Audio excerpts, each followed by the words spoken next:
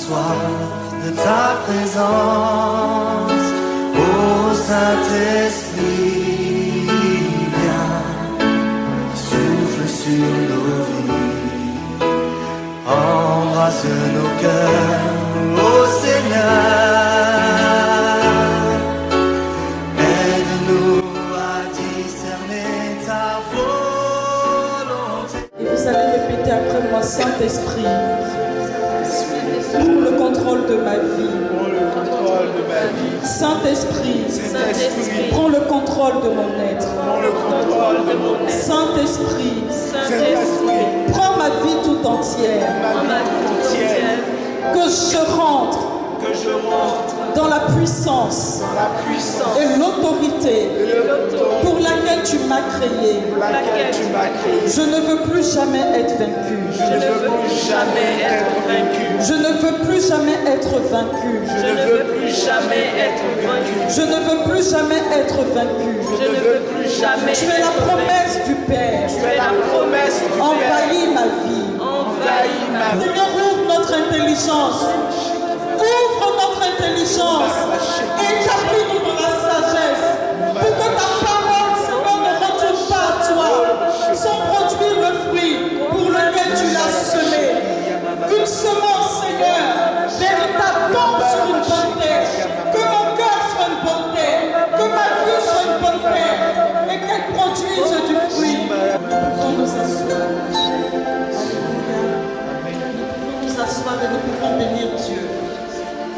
Nous célébrons Dieu pour ce temps. Nous bénissons Dieu pour ces 3 jours. Nous bénissons Dieu parce que chacun de nous est qualifié pour la promesse. Alléluia.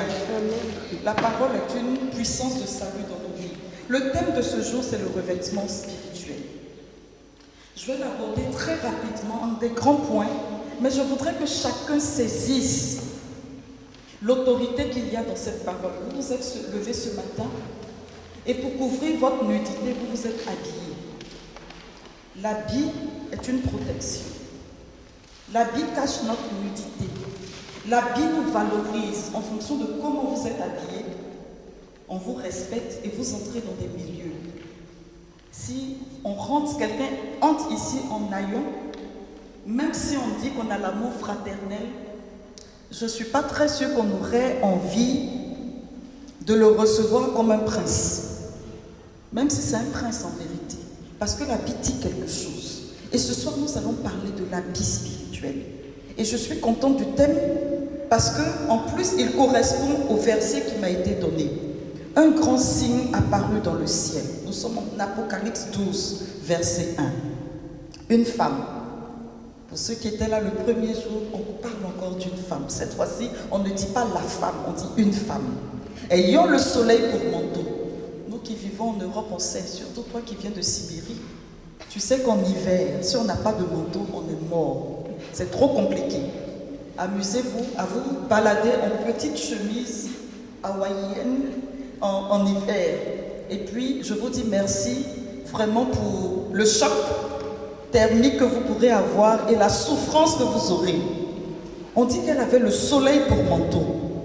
On dit que la lune était sous ses pieds et que sa tête est couronnée d'une couronne de 12 étoiles.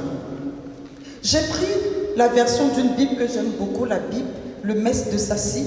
Il dit un grand prodige. Lui, il ne parle pas de signe, il parle de prodige. Il dit que c'était une femme revêtue du soleil. J'ai pris le thème revêtue parce que c'est un thème qui m'est cher. Et qui avait la lune sous ses pieds et une couronne de 12 étoiles sur sa tête. Il y a une autre Bible qui parle de la femme qui est vêtue du soleil, de la femme qui est enveloppée. Pour rappel, un signe, c'est quelque chose de miraculeux. C'est quelque chose qui est extraordinaire. Je ne pourrais pas rentrer dans toutes les définitions. C'est pour cela qu'on peut confondre le signe à un prodige, même si ce n'est pas toujours un prodige. Qu'on peut confondre le signe à un miracle, même si ce n'est pas toujours un miracle. Un signe, c'est quelque chose qui est de l'ordre de la preuve, du témoignage. Le signe, c'est un phénomène perceptible, observable, d'une réalité particulière qui n'était pas forcément dévoilée. Le signe, ça peut être un présage. Ça peut être quelque chose qui vient attester une réalité. Et j'aime bien la définition qui dit que le signe est quelque chose, est une merveille, un miracle qui authentifie le service des hommes que Dieu envoie. C'est un miracle ou une merveille par lequel les hommes prouvent que la cause qu'ils plaident est celle de Dieu. Donc on dit un signe. Et quel est le signe qu'on va nous donner? C'est le signe d'une femme. On dit qu'elle a un manteau, et ce manteau-là, c'est le soleil.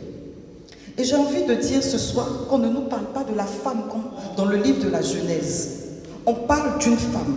Et qui est cette femme? Les théologiens disent que c'est l'Église. Et c'est vrai, parce que l'Église est l'épouse du Christ, dont chacun de nous, nous faisons partie. Donc nous sommes identifiés, que nous soyons hommes ou femmes, nous sommes identifiés dans le mystère de la femme. Je rappelle que l'Église, ce ne sont pas des bâtiments. L'Église, c'est vous et moi. C'est l'assemblée, la réunion des croyants. Donc Dieu donne le signe de l'Église. Le signe de l'Église. Donc la femme, Marie, mère du Christ, est la mère. Marie est la mère de l'Église. Les litanies nous le disent. Et c'est ce signe-là qui nous est donné. Et j'aime beaucoup parce que pour une fois, quand on dit un signe apparaît et c'est une femme, c'est un article indéfini pour dire ce n'est pas n'importe quelle femme. C'est une femme particulière qui a des attributs. C'est à cause de ces attributs-là qu'elle devient un signe. Et quels sont ces attributs? Chaque fois que nous allons parler de ces attributs, qu'on va les associer à Marie ou à l'Église, il faut vous dire que c'est votre partage. Et que ça nous aide à oublier tout ce qu'on a entendu de négatif sur nos vies. Parce que Dieu dit de belles choses sur nos vies. Vous voyez, souvent on vit à l'ombre de ce qu'on pense mal de nous. Mais il est important de vivre à l'ombre de ce que Dieu... Vous voyez, ça nous ramène toujours au mystère de la parole. Ces attributs font d'elle un signe. On dit qu'elle est drapée du soleil. Le grec, pour traduire le mot enveloppé ou revêtu, qui est propre à Marie, ce n'est pas le même mot qu'on emploie dans toute la Bible. C'est propre, c'est dans certains passages, des rares passages. C'est peribaio, qui signifie jeter autour, mettre autour, poser sur quelqu'un quelque chose. Vêtir, revêtir, dans le sens d'envelopper. Et ce même terme désigne aussi la clôture qu'on met pour entourer une cité. Et hier, quand nous avons prié, nous avons dit au Seigneur de nous entourer, de nous envelopper, de nous établir dans un feu. Alléluia. Et c'est très important. Quand on dit que la femme est drapée, enveloppée du soleil, on est en train de nous dire quelque chose d'essentiel. Allons en Luc 24, 49. Jésus dit, et ça ce n'est pas le même mot, hein, c'est un autre mot, mais c'est un synonyme de vêtir. Il dit, moi je vais envoyer sur vous ce que mon Père a promis. Vous demeurez dans la ville jusqu'à ce que vous soyez revêtus d'une puissance qui vient d'en haut. Dieu part en nous donnant un héritage, la puissance. Alléluia. Je veux dire aux catholiques que ce n'est pas de l'orgueil, parce qu'on a eu des enseignements qui nous ont enfermés. Une forme de jansénisme, la fausse humilité. La puissance de Dieu, c'est notre partage. Ça fait partie de notre héritage. Ça fait partie des promesses que Dieu nous donne. Il dit, vous allez rester seuls dans le monde.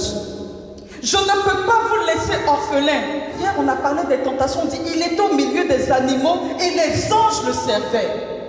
Je sais que je vais vous laisser dans un monde qui a été réclamé par Satan, que vous avez livré à Satan. Mais je ne peux pas vous laisser orphelins dans ce monde. Il faut que je vous donne quelque chose de spécial, une puissance qui va vous déterminer, une puissance qui va vous mettre à part, une puissance qui va faire trembler les ténèbres devant vous, une puissance qui va vous qualifier. Ça ne dépend pas de qui tu es, ça dépend de ce que Dieu a dit. Je préfère le croire, lui, que de croire en ce que tu penses de moi. Il dit, cette puissance-là va faire de toi un témoin. Pourquoi? Parce que quand on va venir t'attaquer, on va voir que tu es habillé. En fait, c'est ça. Tu seras revêtu de la même manière que tu as porté ta chemise, ton pantalon, ta robe. Et moi, j'ai voulu me revêtir aujourd'hui d'un foulard spécial, d'une écharpe spéciale, la Vierge de Guadalupe, en plus de mon revêtement naturel. et habituel, mon habit religieux, mon scapulaire, je me suis revêtue plusieurs fois aujourd'hui de l'onction que vous ne voyez pas, de la bénédiction que vous ne voyez pas, mais en plus de mes habits religieux qui font que vous dites ma soeur. Quand elle passe, vous ne lui dites pas ma soeur. Ça veut dire que la qualité de l'habit qu'on porte détermine aussi qui nous sommes dans la société, nous donne un statut. Et en plus de cet habit religieux, j'ai revêtu quelque chose qui signifie que Marie nous couvre aussi d'une onction maternelle. Il est dit de Jésus, Galates 3, 27 dit, vous que le baptême a uni au Christ. C'est une déclaration, mes frères. Est-ce qu'il y en a qui sont baptisés ici? Non. Je n'ai pas affaire des baptisés catholiques, moi. Peut-être des bouddhistes ou des... Non. Est-ce que vous êtes baptisés? Si vous êtes baptisés, Galates 3, 27 dit, vous avez revêtu le Christ. Alléluia. Vous portez un vêtement qui s'appelle Christ. Que vous n'avez pas besoin de porter tous les matins en vous réveillant. Il fait partie de votre histoire. C'est votre pyjama, c'est votre nuisette, c'est votre robe de chambre, c'est votre manteau, c'est votre chemise, c'est votre jupe, c'est votre pantalon, ce sont vos sous-vêtements. Et vous avez revêtu le Christ. On ne vous voit plus dans votre nudité, mais on vous voit à travers le Christ. Et Satan le sait. C'est pour cela qu'il veut souiller cet habit de baptême. Et d'ailleurs, quand on fait le baptême, moi j'ai eu la grâce d'être baptisé adulte. On dit, et vous ici maintenant, vous mettez directement la Bible. Mais nous, on portait un habit profane en venant au baptême. Et on allait se changer. On dit, maintenant, vous revêtez cet habit qui symbolise le Christ. Ce sont des symboles.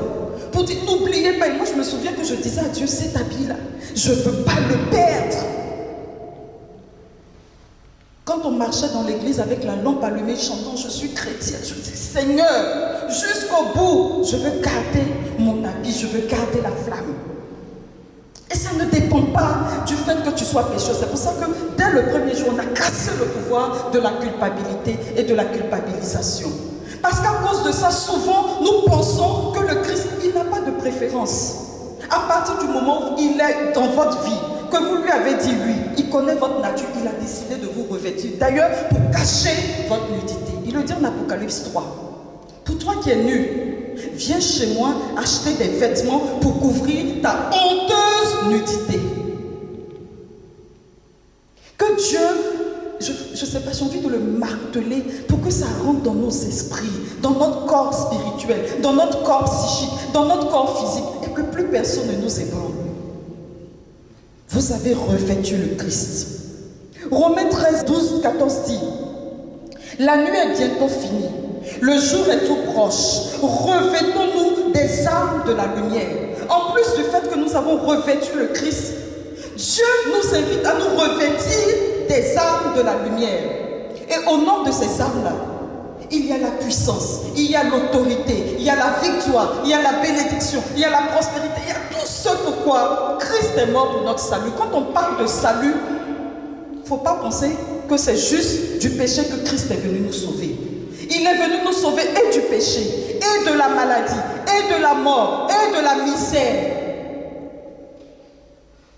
On a fait vœu de pauvreté, mais le vœu de pauvreté ne signifie pas vœu de misère.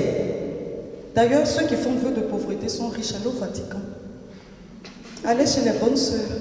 C'est toujours bien grand, bien joli, parce que la pauvreté évangélique appelle la providence. Revêtu de la providence de Dieu, pour passer entre les mailles. Revêtu de la protection, c'est ça les armes de la lumière, de la protection de Dieu. Revêtu des dons de Dieu. On va en parler si on a le temps. Il dit, toujours en Romains 13, au verset 13, il dit, conduisons-nous honnêtement comme on le fait en grand jour. Et au verset 14, il dit, revêtez-vous du Seigneur Jésus-Christ. Ce Seigneur qu'on a déjà reçu au baptême, nous devons réaliser que nous en sommes revêtus et continuellement affirmer notre vêtement qui est le Christ. 1 Thessaloniciens 5, verset 8 nous dit, nous qui sommes du jour, restons sobres. Revêtons la cuirasse de la foi. Vous voyez, c'est encore un autre vêtement à porter. La cuirasse de la foi et de l'amour. Il faut revêtir aussi le casque de l'espérance du salut pour que rien ne vienne troubler nos pensées. mettre le casque sur sa tête pour que rien ne te trouble. Et que les forteresses de pensée qui disent, oh tu es nul, je suis nul, je suis un pauvre pécheur. Oh, tu penses que tu es homme quand tu dis tu es un pauvre pécheur. Je suis certes pécheur, mais je suis sanctifié, justifié par la grâce de Dieu. C'est que nous sommes arrivés à un stade de notre cheminement, mes frères et mes sœurs, où c'est capital. Éphésiens 4, verset 24 nous dit, revêtez-vous de l'homme nouveau, créé selon Dieu dans la justice et la sainteté conforme à la vérité. Et le texte que je vais vous laisser comme texte de méditation est en Éphésiens 6, le verset 10 à 18. Il dit, puisez votre énergie dans le Seigneur, dans la vigueur de sa force, revêtez, là c'est un ordre, l'équipement de combat donné par Dieu. Si Christ nous a revêtus de lui, il nous donne l'ordre de revêtir l'équipement de combat. Hier, nous avons parlé du combat, de la guerre spirituelle. Il y a un équipement. Dieu, c'est pour ça qu'on ne pouvait pas finir hier. Parce qu'il faut qu'on rentre dans une cérémonie tout à l'heure de revêtement nouveau. Nous sommes déjà revêtus, mais qu'on demande à Dieu de nous revêtir si on a perdu notre vêtement. De le conforter s'il est encore là. Et puis d'en rajouter, comme on a fait aujourd'hui. Si on en a déjà un, peut-être que ça rend plus beau l'habit, j'en sais rien. Peut-être que ça donne un sens des trucs, mais en tout cas, on rajoute. Si on n'a pas trop chaud. Et si on a trop chaud, on porte des habits spirituels que nul ne peut voir. Et on marche en sainteté, en qualité. Il dit revêtez l'équipement de combat donné par Dieu. C'est donné par Dieu. Pas à Père Philippe Marie. Pas seulement à Sœur Alice Marie Antoine. Pas à quelques-uns. C'est donné à tous. Pour que chacun tienne ferme sa position et que rien ne le fasse tomber. Il dit, afin de pouvoir tenir compte les manœuvres du diable. Les armes que je vous donne, c'est pour tenir compte les manœuvres du diable. Quand il va venir t'attaquer dans la sorcellerie, il ne trouve pas un point de contact. Quand il va t'attaquer par une langue fourchue, il ne trouve pas un point de contact. Parce qu'on dit que toute âme forgée contre vous sera réduite à la nullité. Il dit, car nous n'avons pas à lutter contre la chair et le sang. On a vu ça hier. Et puis il va dire plus loin, prenez l'équipement de combat donné par Dieu. Il insiste. Il faut prendre cet équipement. Nous sommes au verset 13. Ainsi vous pourrez résister quand viendra le jour du malheur et tout mettre en œuvre pour tenir bon. Ça veut dire quoi? Qu'il n'a pas dit qu'il n'y a pas d'animaux sauvages. Il n'a pas dit qu'il n'y a pas de tempête. Il n'a pas dit qu'il n'y a pas de malheur. La personne qui vous prêche ça vous ment. Il n'a pas dit qu'il n'y a pas d'épreuve. Mais il dit dans ce temps-là, l'équipement va vous permettre de tenir ferme, de surmonter l'épreuve, de surplanter l'épreuve et d'avoir un témoignage à rendre pour les plus jeunes générations. Il parle et puis donne toutes les armes. Je vous laisserai lire.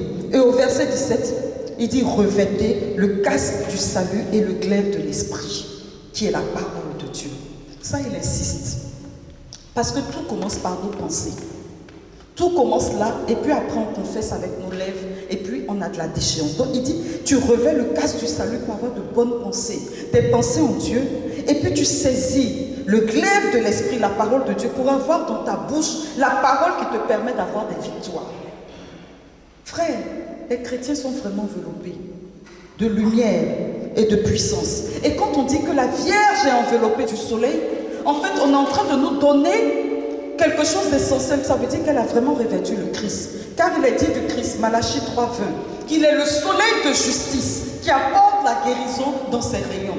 La Vierge est revêtue, l'Église est revêtue du Christ, le Christ soleil. Le soleil illumine, le soleil éblouit, le soleil, il brûle, il bronze aussi, il fait du bien, mais il est capable d'être redoutable. Donc quand vous savez porter le soleil, ça veut dire qu'il vous a donné, comme on va dire, on ne va pas dire le parathermique ou quoi, mais la chose qui va faire que ça ne va pas vous brûler, mais que ça va être redoutable pour ceux qui ne sont pas capables de le revêtir. Et ça, c'est ce qui fait de toi et de moi un signe dans le monde spirituel et dans le monde physique lui-même. C'est tellement capital, frères et sœurs. Vous voyez qu'on n'a même pas besoin d'aller faire des gourou Maharaji, les histoires d'occultisme. Parce que je ne sais pas qu'est-ce qui est plus puissant que les réalités qu'on a dans l'église catholique et dans l'église même tout court en Christ. Et c'est d'ailleurs ce que la plupart essaient d'avoir. Mais c'est parce que chacun de nous n'est pas rentré dans son identité. J'ai le témoignage d'un sorcier, vrai sorcier, un grand sorcier mystique. Il a décidé de s'attaquer à un chrétien. Parce que le chrétien le dérangeait, sa prière le dérangeait, un simple chrétien. Je ne vais pas dire les chrétiens comme vous qui priez pendant 3 jours. Je parle d'un chrétien simple. Parce que vous êtes redoutable actuellement et si vous vous prenez au sérieux, mon Dieu, le feu qu'il y a sur vous, ce qui s'est passé hier, c'est à vous de voir si vous voulez jouer avec. Mais il a dit, il a proclamé qu'il ne sera plus le même. J'attache cette parole sur ma vie, je déclare que je ne serai plus la même. Parce que le passage de Dieu a établi quelque chose. Quand je préparais l'enseignement hier, j'ai eu une attaque, une pesanteur là. Et je lui ai dit, cette parole va être prêchée. Il m'a donné toutes les raisons pour ne pas descendre pour prêcher. Je parle du diable. Mais une attaque, une pesanteur. Mais ça m'amusait parce que pendant qu'il m'attaquait et qu'il était en train de faire ses simagrées, je continuais d'écrire. Je savais prêcher. De la même manière que je ne vais pas t'écouter puis je vais aller prêcher là. C'est comme ça, eux aussi, ils seront forts quand tu viendras les attaquer. Ils ne vont pas t'écouter puis ils vont aller jusqu'au bout. Et le Seigneur mettait depuis la veille sur mon cœur, je ne suis plus esclave de la peur. Comme une prophétie pour vous. Je suis enfant de Dieu. C'est pour ça que j'ai fortement apprécié qu'il conduise ce cantique prophétique. Mais je n'avais pas pu le lancer. Comme si vous deviez le proclamer. Je voyais chacun de vous le proclamer. Je ne suis plus esclave de la peur. Je suis enfant de Dieu. Vous n'imaginez pas ce que vous avez provoqué dans le monde spirituel. Vous n'imaginez pas ce qui s'est passé hier dans vos vies. Maintenant, il y a un choix. Soit je prends ce que j'ai reçu et puis je le livre au cochon, soit je prends ce que j'ai reçu et je marche en qualité de vie. Ce gars, il allait attaquer le monsieur. Il dit que quand il arrive, déjà dans la maison du monsieur, il a l'impression d'avoir un feu. Il a dit, bon, dans ce cas, il ne va pas l'attaquer en venant chez lui. Il va attendre que le gars sorte. Il vient l'attaquer quand le monsieur sort, pendant qu'il marche tranquillement dans la rue. Il a été choqué de le voir dans un cercle de feu. Et quand il a insisté pour l'attaquer, il est tombé. On a dû demander qu'est-ce qu'on peut faire pour lui. Et puis il a dit, demandez aux chrétiens de venir prier pour moi. Parce que quand il a attaqué ce jeune frère, ce frère qui est responsable de l'intercession aujourd'hui, et qui était même prof de maths, donc très rationnel, il ne comprenait pas toutes ces histoires. Ce sont ses sœurs qui priaient. Mais ses sœurs priaient et leur prière le protégeait. Et lui-même, il était un chrétien lambda. Tu dois le connaître. Un chrétien lambda, prof de maths, une tête bien faite. Et ses sœurs priaient autour de lui. Donc quand le monsieur est venu l'attaquer, lui, il est tombé. Le monsieur est tombé. Et ce qu'il avait fait, avant d'attaquer ce frère, il avait réussi à manger. Il paraît que les sorciers mangent. Une jeune fille de leur famille. Donc quand il est tombé, il a demandé que les chrétiens prient pour lui. Quand il est venu pour que les frères prient pour lui, la première chose qu'il a avouée, c'est la fille qu'il a mangée. Effectivement, la fille est en train de dessécher, de mourir. Donc le frère qui priait, qui a une folie spirituelle, vomit et va reconstituer. Donc, reconstituer le corps spirituel de la fille. Elle est vivante. Et le frère a été tellement choqué de voir que lui pouvait être sujet d'attaque, alors qu'il n'est pas forcément croyant comme il faut, et qu'il a été protégé par le feu de Dieu. Il est devenu chrétien engagé, parce qu'il a touché du doigt le combat spirituel. Ce sont des réalités. Vous ne vous voyez pas, et gloire à Dieu, parce que je vous assure, avant-hier il disait qu'il y a beaucoup de démons dans le monde, et que si on avait les yeux pour voir les démons, tout allait être noir. Mais j'ai envie de vous dire aussi qu'il y a plus d'anges que de démons. Et que si Dieu ouvrait nos yeux pour voir les anges qui nous entourent, on va en parler tout à l'heure, qu'on va parler de la couronnée, pour voir les anges qui nous entourent, je vous assure qu'on allait marcher, enfin, comme ma comtesse et ma baronne, elle est deux particules là, les épaules bien carrées, la tête bien haute, parce que je crois qu'on allait marcher en homme d'autorité, mais peut-être qu'on allait avoir un peu trop d'orgueil, parce qu'on allait réaliser ce qui nous entoure. Parce qu'en vérité, hier, je n'ai pas parlé du démon tentateur, mais on a un ange gardien. Mais à chaque circonstance de notre vie, il y a des anges qui nous sont assignés. Quand vous devenez prédicateur, vous êtes ministre, mais il y a l'ange des ministères qui vous accompagne. Voilà, en fonction de ce que vous vivez, il y a des anges. J'ai eu la grâce, quand nous étions à Cogolin, moi j'aimais beaucoup aller à Cogolin. Je viens très rarement à Saint-Zacharie, mais à Cogolin, chaque fois que j'avais un moment, j'y allais. Pourquoi? Ça fait partie des raisons. J'aimais Père Philippe, c'est vrai, mais parce que dans son église, j'avais la grâce très régulièrement de voir les anges. Et je lui disais, mais pourquoi lui ne voit pas? Mais c'est une église angélique, j'espère que c'est toujours comme ça.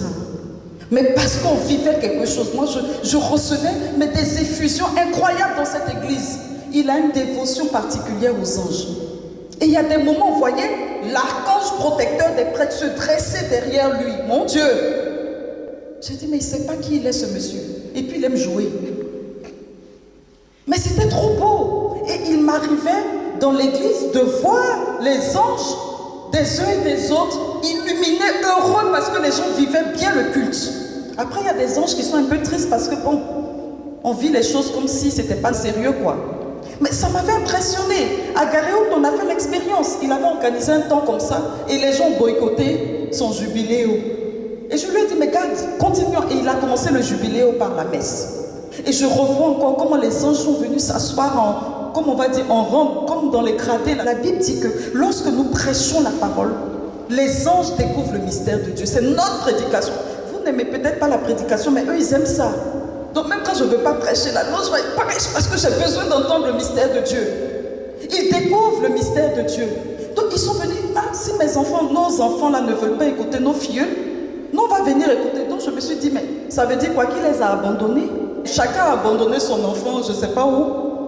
Et puis à la fin du jubiléo, à notre grande surprise, l'église a commencé à prendre du volume. Les gens ont commencé à venir. Ça m'avait impressionné. C'est pour ça que personnellement dans le ministère, le nom m'importe peu.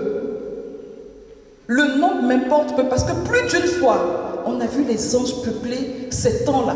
Et je me rappelle à un temps où les enfants, les plus jeunes, entendaient les anges chanter. Car Dieu, et tu te souviens de ça?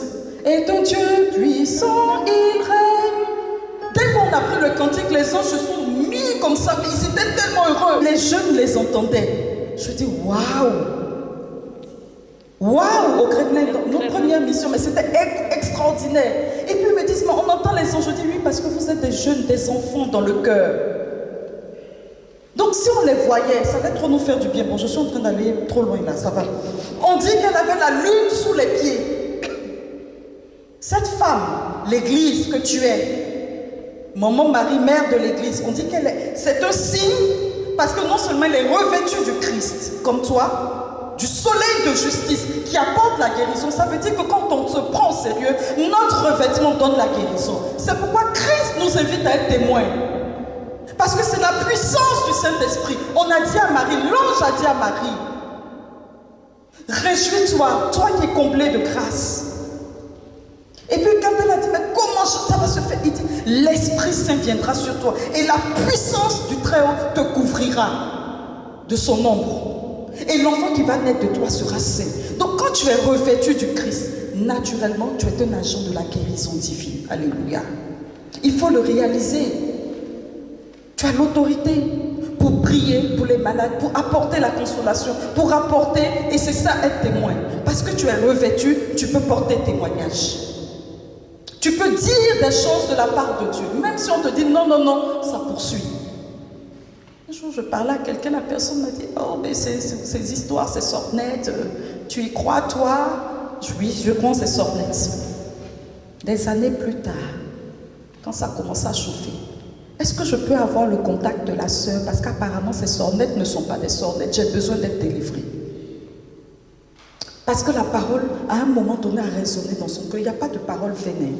Mes frères et mes soeurs, surtout les mamans et les papas qui priez pour vos enfants ou vos petits-enfants, vous avez le droit de leur parler de la part de Dieu. Ça ne se perd pas. Même quand ils ont l'impression de se perdre, vous avez l'impression qu'ils se perdent, c'est une parole qui, à une saison donnée, va les rejoindre. C'est pour ça que la parole est puissante. Le glaive de la parole. Il faut vraiment, depuis qu'on parle, on parle de parole. Il n'y a pas d'autre secret.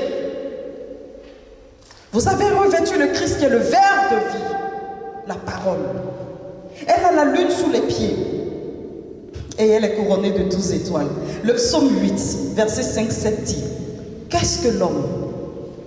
Qu'est-ce que Marie-Antoine, Annick? Qu'est-ce que Clémentine?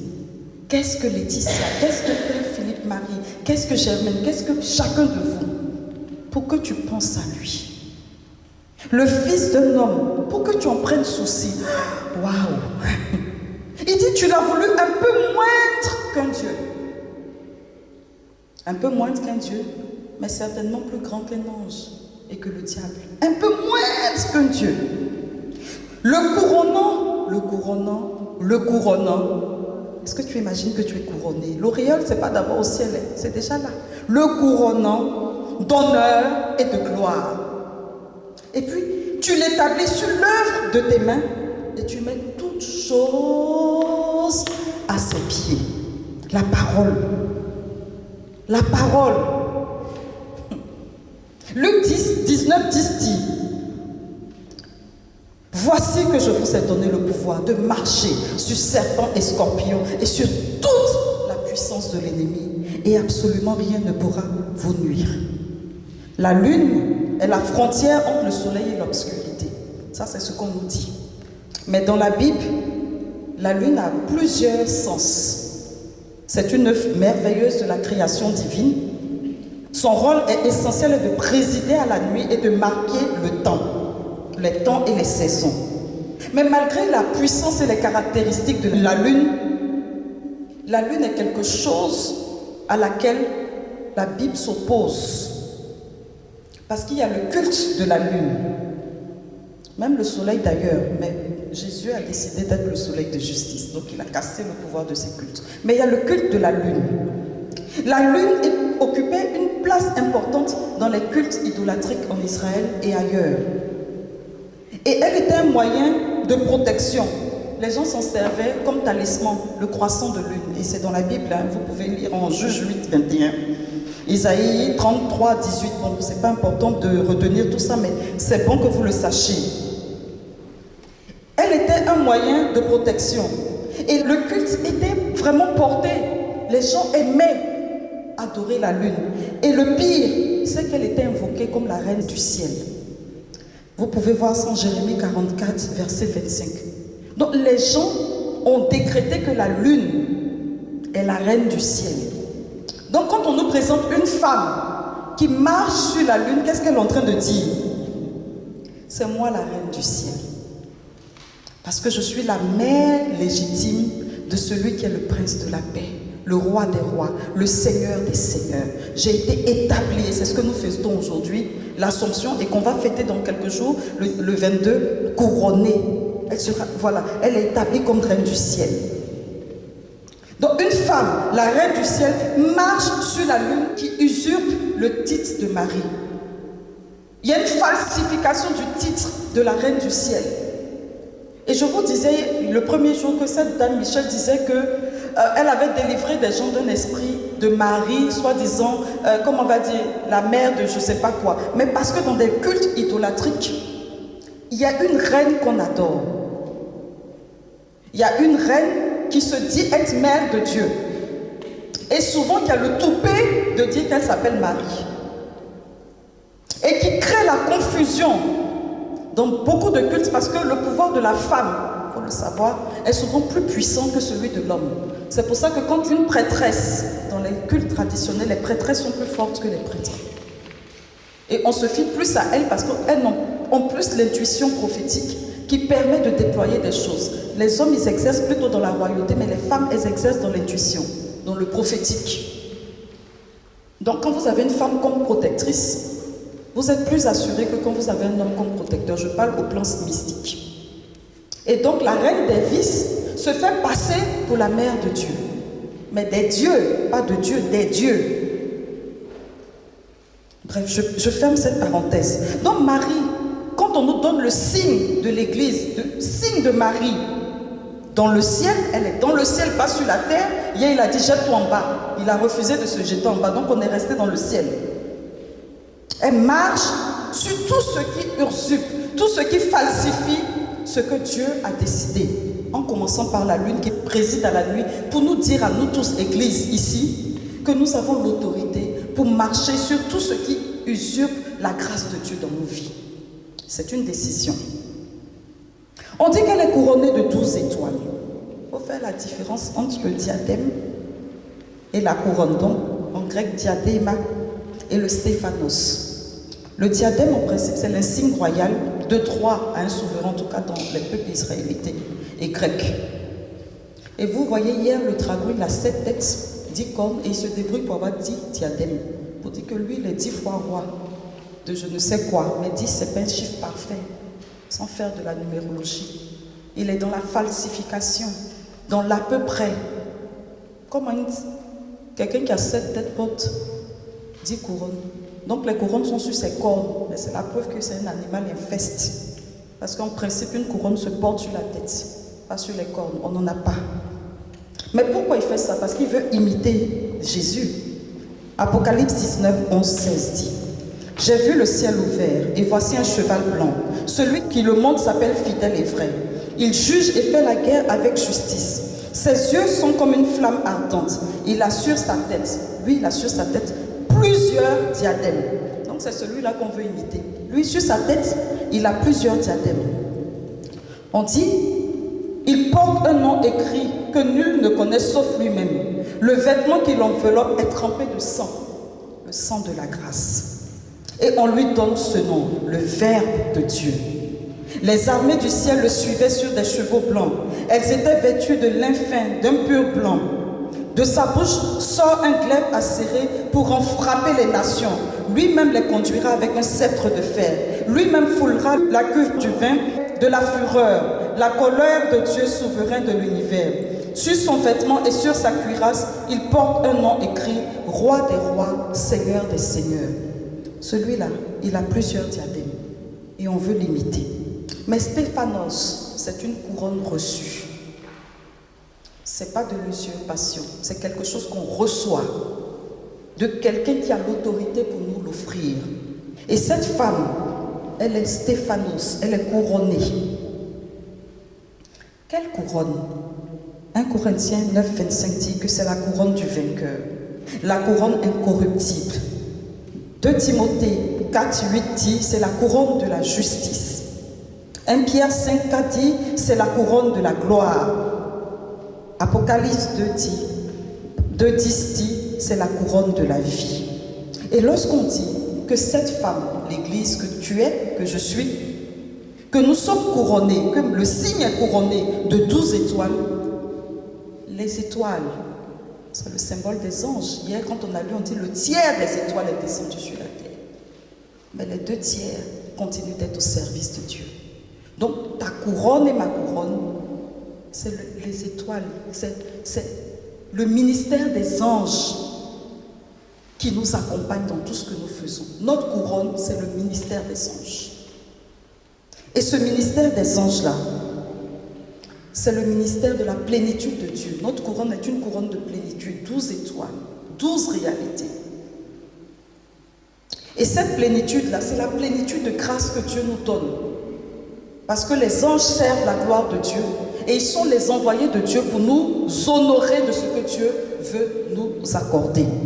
J'aime beaucoup ce texte qui dit, Jean 1, 51, « Je vois le ciel ouvert et les anges de Dieu monter et descendre au-dessus du Fils de l'homme. » Les anges reçoivent les messages divins, la grâce de Dieu et nous l'envoient. Et nous prions et les anges le portent devant le trône de Dieu. Regardez comme on est bénis, frères et sœurs. Tous les trésors qu'on a dans l'église, dans le monde. Et Dieu nous donne des armes de victoire. Je veux que tu te dises à toi-même, je suis un signe. Je suis un signe. Le signe, c'est un panneau indicateur. Et Dieu nous a donné des armes de victoire. La parole de Dieu, il faut que ça soit notre quotidien. Quand on ne comprend pas, il faut demander à quelqu'un de nous expliquer. L'expérience de la paternité de Dieu, il ne faut jamais oublier que tu es enfant de Dieu. Le mystère pascal, n'oublie jamais que Christ est mort et ressuscité pour toi. Et pour toi seul, il l'aurait fait. N'oublie pas que tu as le nom de Jésus comme une couverture spirituelle. Vous voyez, on est béni. Le nom de Jésus est une couverture spirituelle. Le sang de Jésus est une couverture. Quand il se présente, il est revêtu du sang. Le sang de la grâce. On a un témoignage de cette dame qui était attaquée par une force, un monsieur avec qui elle avait des relations. Cette dame avait pour copain un franc-maçon de je ne sais pas quel niveau. Mais il la traumatisait comme pas possible. Il n'aimait pas une couleur, le rouge. Il lui a dit de ne jamais s'habiller en rouge. Elle s'habille en bleu, il se fâche parce que le bleu lui rappelle la vie, le ciel, la couleur mariale. Donc il ne veut pas de bleu, il ne veut pas de rouge. Si elle doit s'habiller, c'est lui qui décide de quelle couleur elle doit s'habiller. Et elle était vraiment en souffrance. Quand elle vient nous voir, la question qu'on lui pose, mais qu'est-ce qu'il fait pour toi?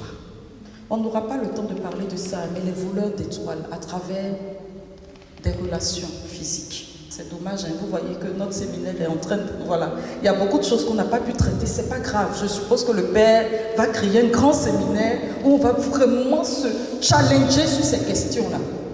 Les voleurs d'étoiles. Il prenait son étoile et puis il achetait ces étoiles-là parce qu'il était hyper riche. Plus il prenait, plus il devenait riche et plus il lui donnait de l'argent. Donc quand elle est venue, on lui a dit une fois, comme tu n'arrives pas à te passer de son argent, maintenant prends l'argent, mets devant le tabernacle, prie quelques minutes, reprends l'argent et pars. Elle a commencé à faire ça, ça a commencé à brouiller les pistes du monsieur.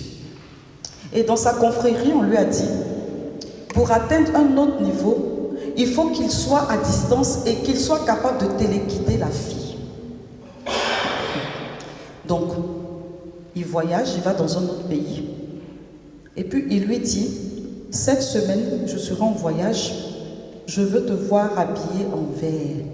Elle dit, mais tu n'es pas là. Je peux m'habiller comme je veux. Effectivement, chaque fois qu'il voyageait, qu'elle portait autre chose que ce qu'il lui disait, il appelait, puis lui a dit, mais je t'avais dit que je voulais une couleur orange, pourquoi tu as telle couleur? Et puis ça devient une crise à ne pas finir. Mais là, quand elle a arrêté voilà, de prendre son argent de cette manière et qu'elle mettait déjà devant le Saint-Sacrement, ça l'embêtait. Et on lui a dit, maintenant, il faut que tu arrives à la téléguider à distance. Jusque-là, tu arrives à la voir à distance, mais ça ne suffit pas. Il faut que tu arrives à la téléguider. Donc il part en voyage et puis lui dit la couleur qu'il veut. Et elle s'habille effectivement dans cette couleur-là. Mais elle a compris les clés parce qu'on a commencé à la former. On lui a dit, applique sur ta vie le sang de l'agneau et mets sur ta vie la couverture de Marie. Marie, le voile de Marie est une couverture spirituelle. Il faut te revêtir du sang de l'agneau. Et puis, il l'appelle et lui dit, tu me défies. Elle lui dit, mais comment je te défie?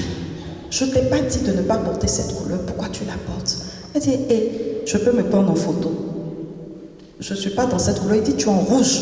Je te vois, tu es dans mon collimateur, tu es habillé en rouge.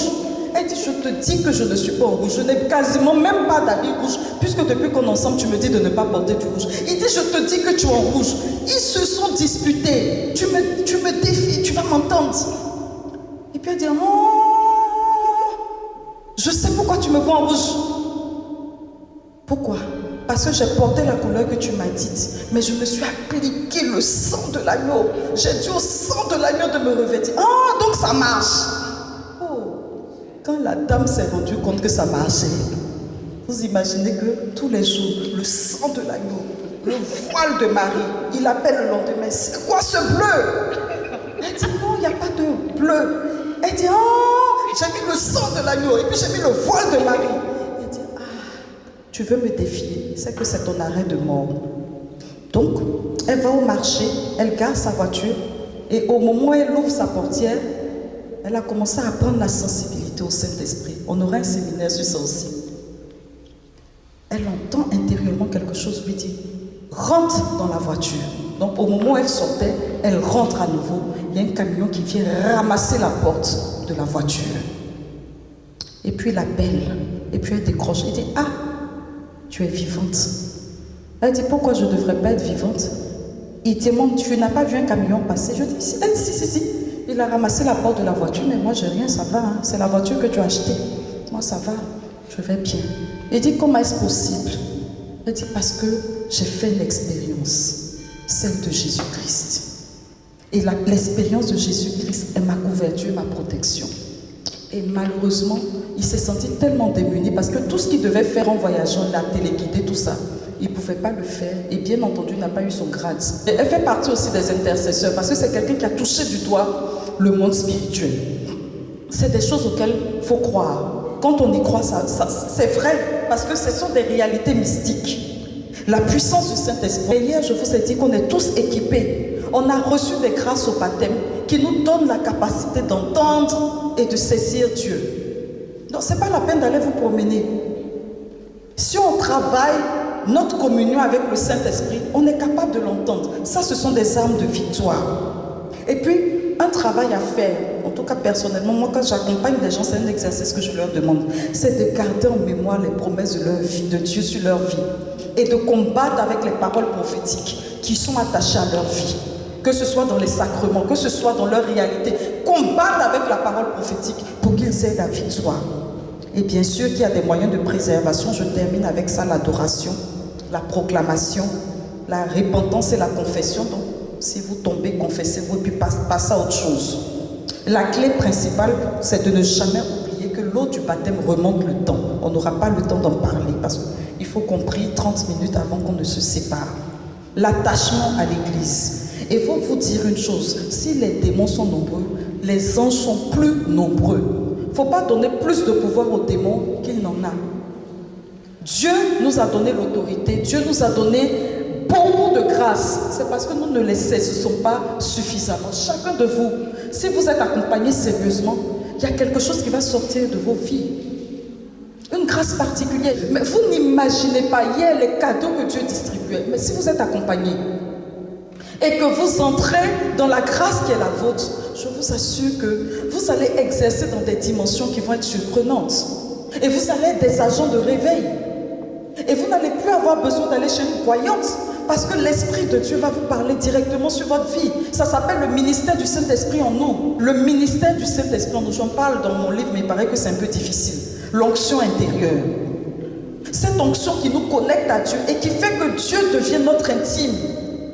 Et qui peut nous prévenir, pas forcément sur la vie des autres. Moi, quand quelqu'un vient me parler, j'ai reçu de la part de Dieu, je dis, je n'ai pas enlevé camarade avec Dieu. Ça veut dire que, vous comprenez l'expression, non, camarade avec Dieu, ça veut dire, je ne suis pas fâché contre Dieu. Et Dieu n'est pas fâché contre moi, donc je ne veux pas qu'il y ait d'interposition. Le ministère prophétique, c'est pour les personnes qui ont besoin d'être confortées dans une réalité qu'ils vivent. Dans les 10 heures de bonne aventure, il faut les fuir. Parce que vous aurez entendu vous-même la direction de Dieu pour vos vies. Et c'est tellement capital, l'onction intérieure. Elle montait et Dieu lui a dit, rentre dans la voiture. Souvent ça vous arrive, peut-être que vous vous en rendez même pas compte. Vous rencontrez un monsieur, vous voulez l'épouser, puis il y a une fois, vous, c'est pas le bon. Oh mais il est beau, c'est pas le bon. Vous avez senti ça. Il y a beaucoup qui ont des mariages qui ont échoué, qui vous disent, ah mais j'étais certaine, il y a quelque chose, mais je ne me suis pas écoutée. Tout ça là, ça s'apprend. Apprendre à écouter le Saint-Esprit en soi. Ce n'est pas des exercices mystiques. Et ça, l'Église en a besoin aujourd'hui. Parce que nous sommes dans un champ spirituel tel que si nous ne vivons pas dans le surnaturel, on sera toujours athée. Je m'arrête là ce soir pour qu'on prie un peu. L'homme de Dieu va nous imposer les mains encore une fois. On va prier, mais cette fois-ci pour demander un revêtement de puissance. Mais il faut savoir que le ministère de Marie est un ministère excellent en chacune de nos vies.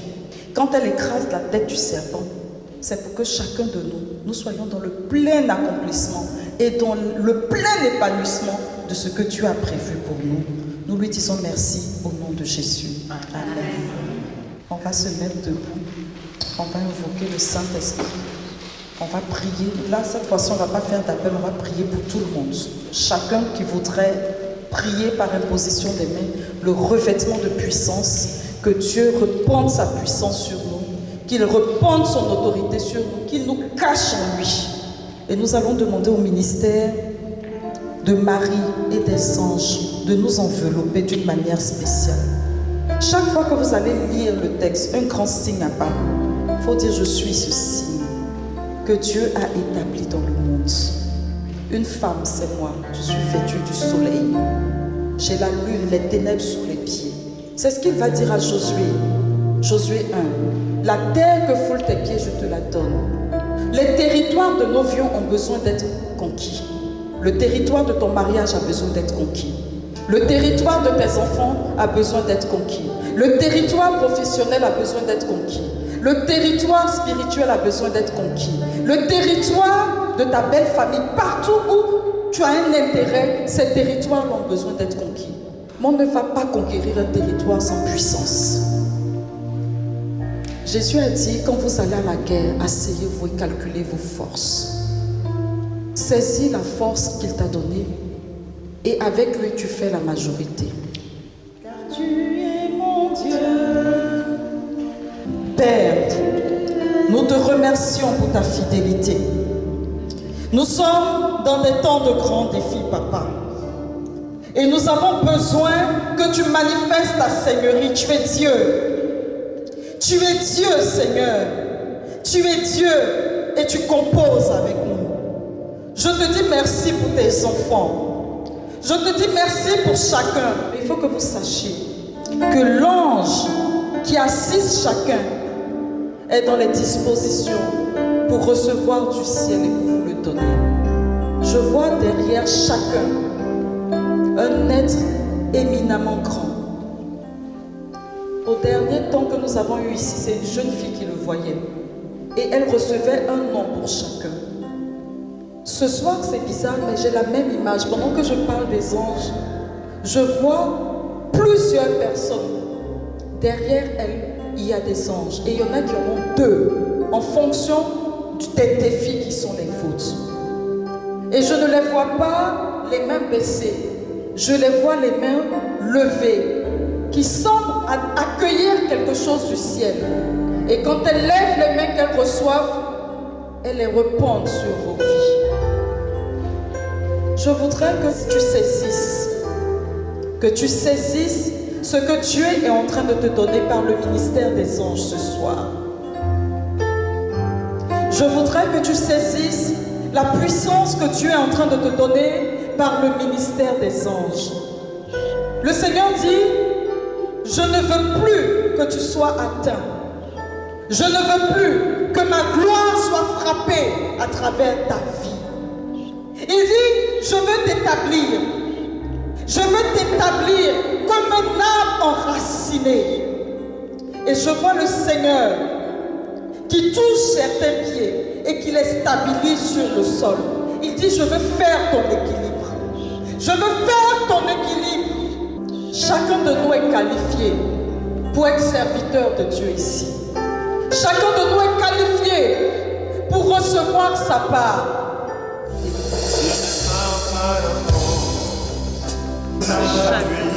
Saint-Esprit, merci pour le travail de puissance et d'autorité. Chacun de nous a besoin de toi, Père. Nous avons besoin de toi. Nous avons besoin de toi. Nous avons besoin de ta grâce. Nous avons besoin, Seigneur, que tu manifestes ta tendresse. Que tu descendes ce soir et que tu habites tes enfants. Avec le peu de temps qu'il nous reste, je vais demander au Père de prier pour nous. Mais vous voyez, il y a tellement de choses qui se passent. Il y a tellement de choses. Je vois sur certaines personnes un fardeau être ôté. Je vois sur d'autres comme une plénitude qui descend. Il y en a qui avaient soif et qui veulent passer à autre chose. Et que le Seigneur visite profondément. Il y en a qui sont dans de grands défis. Je vous vois, je peux vous repérer. Mais on n'a pas le temps. Il y en a qui sont dans de grands défis. Et ce sont des défis pour lesquels vous avez tellement besoin de puissance. Et Dieu est au rendez-vous pour vous. Ceux qui sont dans des grands défis, je vais vous demander après de rencontrer Père Philippe parce que je vais lui proposer un exercice pour vous. Pour que vous transcendez les circonstances de vos vies. Il y en a qui se retrouvent dans des milieux où ils marchent et travaillent avec des personnes qui sont dans des bords pas très clairs et qui peuvent se sentir fragilisés. Et le Seigneur les équipe aussi en ce soir. Mais je ne sais pas, mais il y a quelque chose de l'ordre de l'autorité que Dieu donne. Je veux prier pour ces personnes. Je ne sais pas si vous êtes là. Des personnes qui travaillent dans des contextes d'hostilité spirituelle. Vous êtes dans des milieux, vous êtes avec des personnes qui ne sont pas forcément dans la foi et qui peuvent être très, comment on va dire, lourds pour vous. Vous vivez dans des milieux avec des personnes qui peuvent être lourdes pour vous au plan spirituel. Il faut venir. Je ne sais pas c'est qui, mais je voudrais que la personne vous aide. C'est vraiment une personne que j'ai vue. Cet esprit. Seigneur, tu veux équiper tes enfants. Seigneur, je voudrais l'encercler dans ce mur de feu, l'envelopper de ce drap de feu. Et je veux déclarer sur sa vie qu'elle devienne terreur dans le camp de l'ennemi. Je veux déclarer au nom de Jésus qu'elle est terreur dans le camp de l'ennemi. Je déclare, Laetitia, que vous êtes une terreur. Vous pouvez vous mettre à genoux si vous voulez. Il ne faut pas tomber. Je ne veux pas que vous tombiez. Vous deux, quand je prie pour vous, je ne veux pas que vous tombiez. Si c'est trop long, restez stable. Je veux que vous soyez stable. Pour que rien ni personne, quelle que soit l'onction qu'il y a autour de vous, ou le malheur qu'il y a, vous ne soyez pas par terre. Saint-Esprit, remplis-la. Remplis-la. Remplis-la de la tête jusqu'aux pieds. Fais un capable de soutenir l'environnement spirituel. Le Seigneur, établis-la. Établis-la sur l'œuvre de tes mains. Établis-la sur l'œuvre de tes mains.